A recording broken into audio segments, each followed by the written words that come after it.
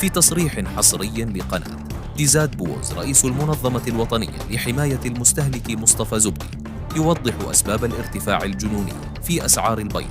مصطفى زبدي: ارتفاع أسعار البيض بعد مرور أقل من أسبوعين عن الترخيص بتصدير هذه المادة التي كانت تعرف السوق الوطنية فائضاً كبيراً منها، وكانت أسعارها بالنسبة لبعض المتعاملين الاقتصاديين زهيدة تؤدي إلى تسجيل خسائر.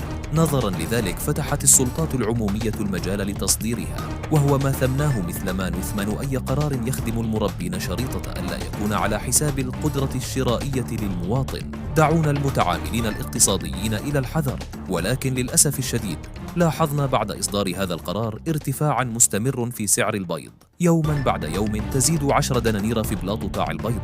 بلغ سعر الصفيحة الواحدة من البيض اليوم 550 إلى 600 دينار، ما يعادل ضعف السعر السابق، وهو ما سيخلق الخوف لدى المستهلكين.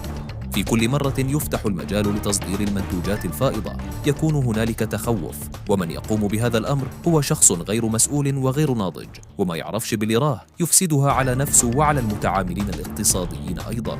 ندعو ممثلي هذه الشعبة إلى التدخل وطلب العقلنة، إضافة إلى ضرورة اتخاذ إجراءات صارمة ورادعة حتى لا يستمر هذا الارتفاع، خاصة وأن استهلاك البيض يزداد في فصل الصيف.